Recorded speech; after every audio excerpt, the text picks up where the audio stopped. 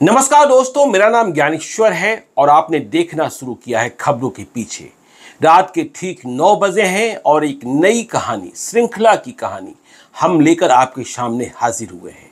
आपको पता है, खबरों के पीछे में जिसका एपिसोड नंबर आज 493 है, इसमें हम अपराध की दुनिया की कही अनकही कहानियों में से एक कहानी सुनाते हैं। साथ में बहादुर पुलिस पदाधिकारियों की कहानियां भी सुनाते हैं। बहरहाल, खबरों के पीछे में एपिसोड नंबर 479 से श्रृंखला चल रही है बिहार के चर्चित आईपीएस पदाधिकारी विकास वैभव की। तो इस तरीके से आज विकास वैभव श्रृंखला की कहानी नंबर 15 है। देखिए, साल 2008 में ही है और रोहतास में है, जहां विकास वैभव एसपी के पोस्ट पर तैनात हैं, नक्सलियों से लड़ रहे हैं। नक्सलियों की मांद में घुस चुके हैं विकास वैभव। उन्होंने गोलियां चलाई हैं, सामने से मुठभेड़ की है। देखिए, हमारे पिछले एपिसोड में जो हमने बताया था, उस पर कई दर्शकों ने एक जिज्ञासा जाहिर की है। वारदात 3 सितंबर 2008 की, जब नक्सलियों की मांद में सुबह सुबह तड़के 5 बजे विकास वैभव की मुठभेड़ शोली स्कूल में हुई थी। लोगों ने पूछा है कि सुबह 5 बजे 100 से अधिक बच्चे कैसे थे। देखिए, हम स्पष्ट करना चाहते हैं कि वह स्कूल आवासीय था और वहां जब विकास वैभव मुठभेड़ करने को पहुंचे थे, जब छापेमारी को पहुंचे थे, यह तो जानकारी ही नहीं थी कि स्कूल कैंपस के भीतर नक्सली छुपे हैं। वहां तो कैंप डाला जाना था। तो इन बच्चों के होने के कारण ही वहां हैंड ग्रेनेड का इस्तेमाल नहीं किया जा सका, क्योंकि हैंड ग्रेनेड का इस्तेमाल होता तो स्कूल की बिल्डिंग उड़ जाती और ये बच्चे भी मारे जाते। नक्सलियों ने इस स्कूल में पिछले 8 दिनों से मेडिकल कैंप लगा रखा था। तो खैर, सोली के बारे में अब देखिए, विकास वैभव ने जो दूसरा ऑपरेशन चलवाया 24 सितंबर 2008 को, उसमें विकास वैभव को बड़ा झटका लगा, क्योंकि वापसी के रास्ते में घात लगाए नक्सलियों ने सैप के जवान कन्हैया सिंह को गोलियों से उड़ा दिया था और एक दूसरा जवान गोलियों से घायल हुआ था। तो विकास वैभव ने इसे बिल्कुल अपने पर ले लिया। नहीं, अब तो नक्सलियों के पांव पूरे तौर पर उखाड़े जाएंगे। पर रणनीति क्या हो? देखिए, अब तक विकास वैभव ने जो किया था, वह ऑपरेशन इस तरीके का था कि वे नक्सलियों की मांद में जाते थे और वापस आ जाते थे।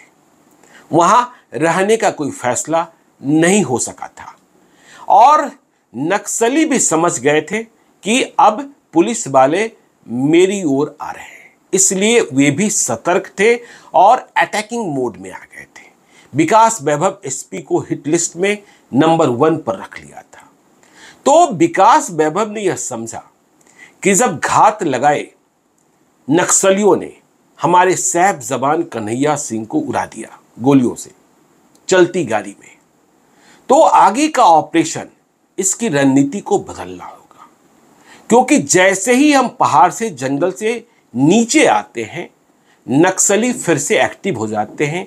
रास्ते में फिर से बारूदी सुरंग बिछा दिया जाता है।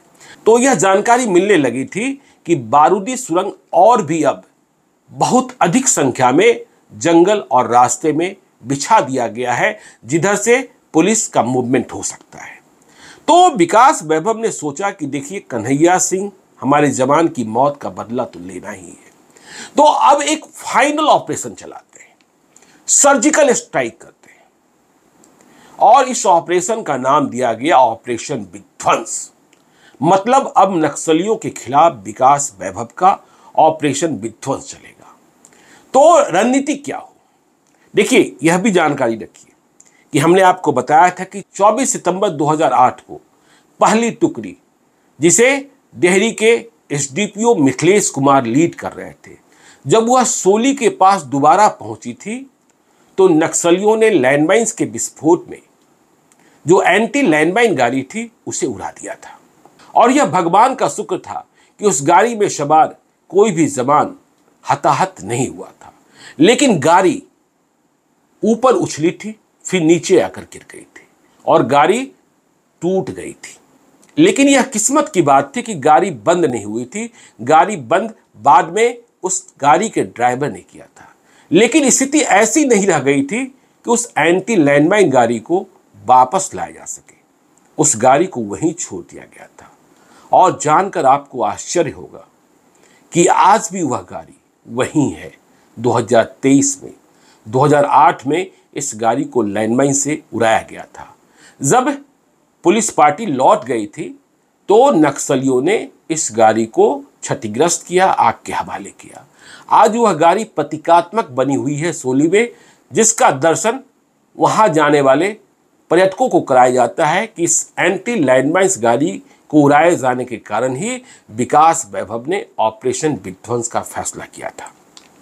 तो खैर चलिए, यह तो एंटी लैंडमाइंस गाड़ी की बात हुई। विकास वैभव ने अब यह फैसला किया कि जब इतनी बड़ी संख्या में बारूदी सुरंग बिछी हुई है तो गाड़ियों से जाना उचित नहीं होगा।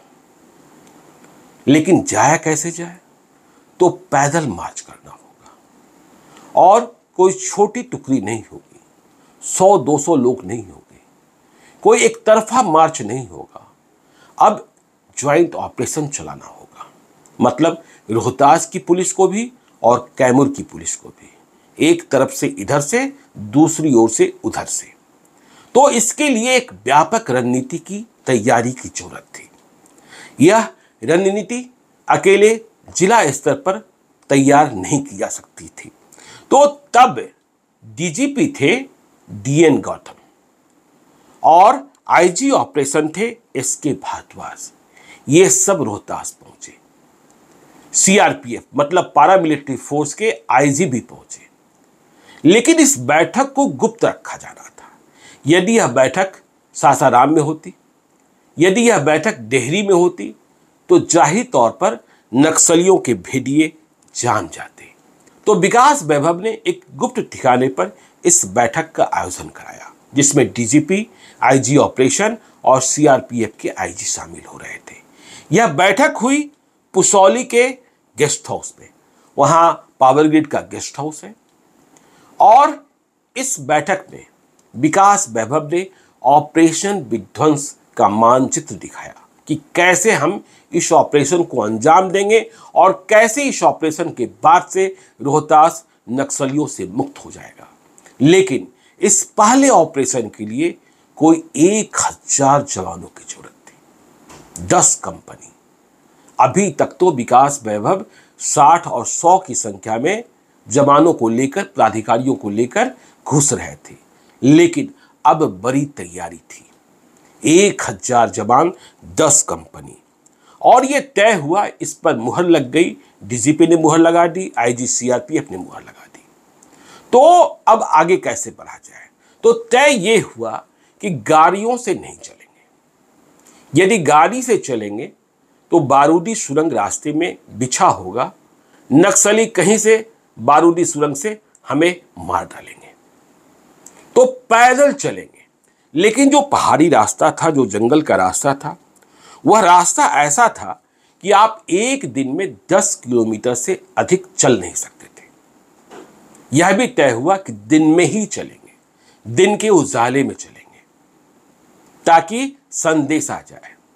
तो कैमूर एसपी भी इस मीटिंग में शामिल थे।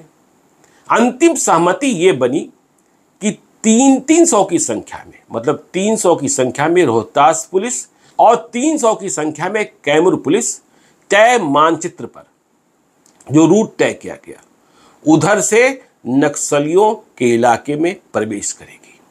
सभी पैदल चलेंगे, गाड़ियां चलेगी, लेकिन गाड़ियों पर सामान होगा, क्योंकि अब वापस नहीं आना है। वापस आ जाएंगे तो नक्सलियों का हौसला नहीं टूटने वाला है और ऑपरेशन विध्वंस आगे नहीं जाने वाला है।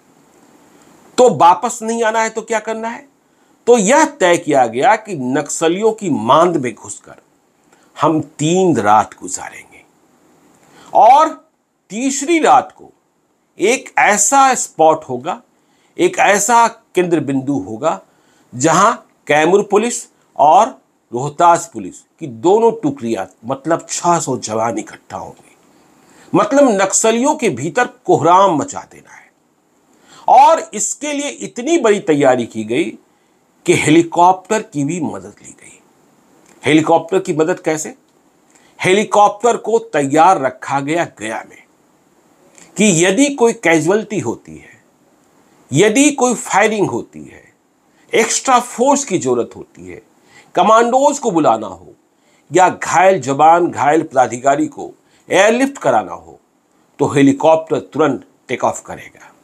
अब हेलीकॉप्टर को कहां पहुंचना है, इसकी जानकारी कैसे दी जाएगी? देखिए, हमने पिछले एपिसोड में कह दिया था कि सैटेलाइट फोन की मदद ली गई थी, लेकिन ऑपरेशन विध्वंस में मदद ली गई थी, जो हम जानकारी को पूरे तौर पर इकट्ठा कर रहे हैं। और तब सैटेलाइट फोन जो था वह बिहार पुलिस के पास नहीं था, इसे मंगवाया गया था झारखंड पुलिस के पास से।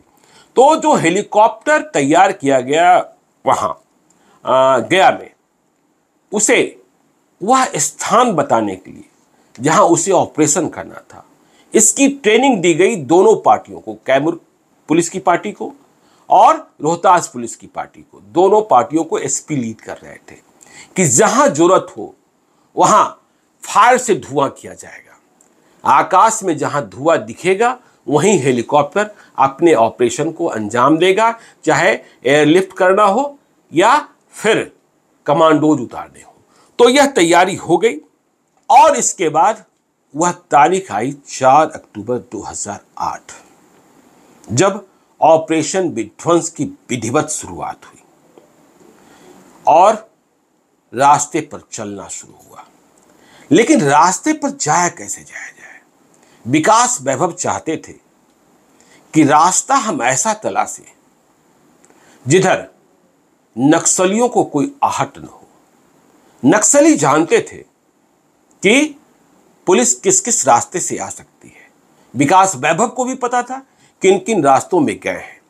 तो देखिए, एक भद्रजन मिल गए जो पुलिस की मदद के लिए आगे आए। वे सिंह साहब थे। उनका नाम, कोड नाम रखा गया खान साहब। और ये खान साहब नहीं होते जब हम ऑपरेशन विध्वंस की पड़ताल कर रहे थे, तो शायद ऑपरेशन विध्वंस को सफलता नहीं मिलती। तो खान साहब नक्सलियों से त्रस्त थे और पहाड़ी रास्तों से, जंगली रास्तों से बहुत ही ज्यादा वाकिफ थे। हर गोपनीय रास्ते को जानते थे, वैसे रास्ते को जानते थे जिसका इस्तेमाल अब तक नहीं किया गया था। खान साहब राइफल लेकर चलते थे और ऑपरेशन विध्वंस की रोहतास टीम के साथ चलने के लिए तैयार हुए।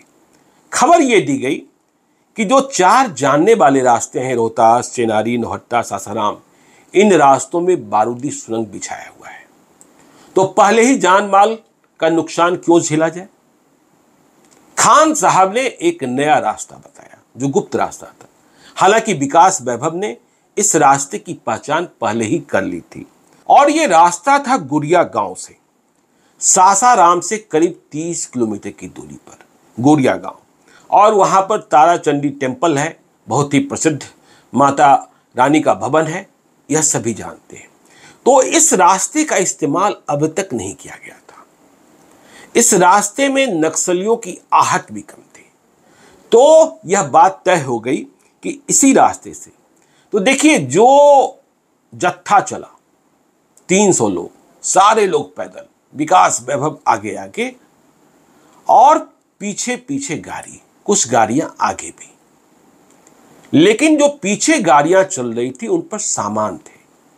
और तैयारी कैसी थी आपको पता होना चाहिए कि सीआरपीएफ ने डॉक्टर्स की टीम साथ में ली थी, क्योंकि सैटेलाइट फोन के अलावा कोई दूसरा नेटवर्क काम ही नहीं करता था। डॉक्टर्स की टीम इसलिए साथ ली गई ताकि यदि रास्ते में कोई जरूरत पड़ जाए, कोई घायल हो जाए, जिसे फर्स्ट एड की जरूरत हो, तो वहीं इलाज किया जा सके। ड्रेसर्स रखे गए, मतलब पूरा इंतजाम। और साथ में 30 ट्रैक्टर भी रखे गए, कुदाल रखा गया, खंती रखा गया। तो 30 ट्रैक्टर क्यों रखे गए? क्योंकि रात गुजारना था। तो तो यह बात तय हो गई थी कि जहां रात हम गुजारेंगे वहां 1 किलोमीटर दूरी से जवानों का पहरा होगा और उसके पहले ये जो 30 ट्रैक्टर हैं जिन पर सामान लाए गए हैं, वे 30 ट्रैक्टर उस चौहद्दी को घेर लेंगे ताकि नक्सली जब फायरिंग भी शुरू करें दूर से तो पहले गोलियां जो हैं ट्रैक्टर को लगे। ट्रैक्टर को भेद कर गोली कैसे आएगी इसका अनुमान भी लगा लिया गया था और यह तैयारी कर ली गई थी कि ट्रैक्टर को जब गोली भेदेगी उसके पहले पुलिस वाले मोर्चा संभाल लेंगे। तो गोरिया गांव से, मतलब सासाराम से 30 किलोमीटर की दूरी पर गोरिया गांव, यहां तक तो सभी लोग गाड़ियों से पहुंचे थे। अब पैदल मार्च शुरू हुआ नक्सलियों की मांद में घुसने के लिए और सफर तय किया जाना था घुरगट होते हुए भोकरबा के लिए। बहुत टैक्टफुली चढ़ाई करनी थी क्योंकि यह देखा जाना था कि इस रास्ते में भी तो बारूदी सुरंग नहीं बिछा हुआ है। तो दिन के करीब 3 बजे सुबह में शुरुआत हुई थी। ये लोग पहुंच गए भोकरबा। मतलब रास्ता सुखदाई रहा। रास्ते में चढ़ाई में जो परेशानी हुई, पैदल चलने में जो परेशानी हुई, लेकिन जहां पहली रात गुजारनी थी वहां ये सही सलामत पहुंच गए। तो ऑपरेशन विध्वंस का पहला दिन ठीक से गुजर गया। अब भोकरबा में, मतलब नक्सलियों की मान के करीब पहुंच चुके हैं। नक्सलियों को खबर लगी होगी, लेकिन उन्हें इस बात की उम्मीद नहीं थी कि ये इस रास्ते में आ जाएंगे जिस रास्ते में बारूदी सुरंग है ही नहीं, और फिर इतनी बड़ी संख्या है इधर से भी और उधर से भी। इस बात की तैयारी भी करके रखी गई थी कि 4 जगह एम्बुश लगाया गया था कि यदि नक्सली कहीं से कुछ करते हैं तो उन्हें भी घेर लिया जाए। और यह एम्बुश था रोहतास में, चिनारी में, नौहट्टा में, सासाराम के रास्ते में। तो अब जब ये भोकरबा पहुंच गए तो खुले में कैंप लगाने का, मतलब विकास वैभव ने यह फैसला किया कि खुला मैदान, अब रात का डेरा डंडा यहीं डालते हैं ताकि दूर तक संदेश आ जाए कि देखो पुलिस आ गई है, हम आ गए हैं, तुम्हारे द्वारा हमारे एक जवान को शहीद किए जाने से हम डरे नहीं हैं, अब तुमको सबक सिखाने आ गए हैं। और जानते हैं इस खुले मैदान में कैसे तंबू गाड़ा गया? तो हमने आपको बताया था इसी वीडियो में कि खंती और कुदाल लेकर चले थे लोग। तो जवानों ने जमीन में गड्ढा किया और तंबू गाड़ने की व्यवस्था की। तो तंबू तो गिर गया, लेकिन यह एक ऐसा इलाका था जहां आज तक बिजली नहीं चली थी। लोगों ने बल्ब देखा ही नहीं था। नक्सलियों ने बिजली के खंभे गड़ने ही नहीं दिए थे। शासन तो नक्सलियों का ही चल रहा था।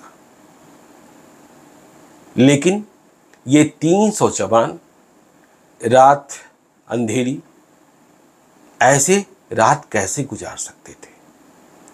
तो विकास वैभव ने इसकी तैयारी भी कर रखी थी। जनरेटर साथ ले जाया गया था। तो जब तंबू गिर गया, भोजन बन गया, या यूं कहें कि भोजन बनाने की प्रक्रिया चल ही रही थी, तब तक जनरेटर ने रोशनी बिखेर दी। और यह सूर्यास्त के तुरंत बाद का समय था जब उस दुर्गम इलाके में पहली बार बल्ब जला, पहली बार रोशनी आई। तो वहां के लोग कौतूहल में समा गए, ये क्या हो गया? गांव वाले जो नक्सलियों के समर्थक थे या नक्सली थे या नक्सलियों द्वारा सताए हुए थे, वे तो बाहर नहीं निकले। लेकिन बच्चे जो मासूम होते हैं, उन्होंने जिंदगी में पहली बार बल्ब जलते हुए देखा, तो वे अपने को रोक नहीं पाए। ये कौन सा अजूबा, बल्ब से रोशनी। वे पुलिस कैंप की ओर खिंचते हुए चले आए और जब पुलिस कैंप की ओर खुले मैदान में खींचते हुए चले आए तो विकास वैभव और दूसरे पुलिस पदाधिकारियों ने उन बच्चों को गले लगा लिया। यहीं से ऑपरेशन विध्वंस, जिस ऑपरेशन की शुरुआत हुई है, उसे ग्रामीणों के भीतर, दिल के भीतर घुसपैठ करने की जगह मिली। बच्चे जो बल्ब देखने आए थे, रोशनी देखने आए थे, वे पुलिस पदाधिकारियों से लिपटे हुए थे। अब नक्सली चाहते भी तो गोलियां चलाते कैसे? गोलियां चलाते तो उनके बच्चों की जान भी जा सकती थी। तो यह रात ठीक से गुजर गई। बच्चे वापस चले गए। अब अगले दिन की तैयारी है, लेकिन सब कुछ शांत रहने वाला नहीं है। क्यों शांत नहीं रहने वाला है? क्योंकि विकास वैभव एक बड़े अभियान पर है और यह अभियान जो है नक्सलियों की हुकूमत को खत्म करने वाला है। तो आगे क्या होता है यह जानना बहुत रोमांचक है, लेकिन इसे हम बताएंगे खबरों के पीछे के एपिसोड नंबर 494 में, कल रात ठीक 9 बजे। तो आप देखते रहिए खबरों के पीछे को। चलते चलते यदि अब तक आपने हमारे YouTube चैनल खबरों के पीछे को सब्सक्राइब नहीं किया है तो जरूर कर लीजिएगा, और यदि इस वीडियो को आप फेसबुक पेज के माध्यम से देखते हो पेज को लाइक कीजिएगा। एक और अनुरोध, यदि आप मुझसे कोई कहानी सुनना चाहते हैं, कोई भूल सुधार चाहते हैं, कोई संशोधन चाहते हैं या सीधे तौर पर संपर्क करना चाहते हैं तो आप हमें gyaneshwarlive@gmail.com पर मेल कर सकते हैं। आप अपना नंबर भी लिखकर भेजें, जरूरत होने पर हम आपसे संपर्क करेंगे। आपकी पहचान को हम तब तक गोपनीय रखते हैं जब तक आपसे अनुमति न प्राप्त कर लें। तो आज के लिए मुझे दीजिए इजाजत। मिलते हैं विकास वैभव श्रृंखला की स्टोरी नंबर 16 के साथ कल रात ठीक 9 बजे। बहुत बहुत धन्यवाद।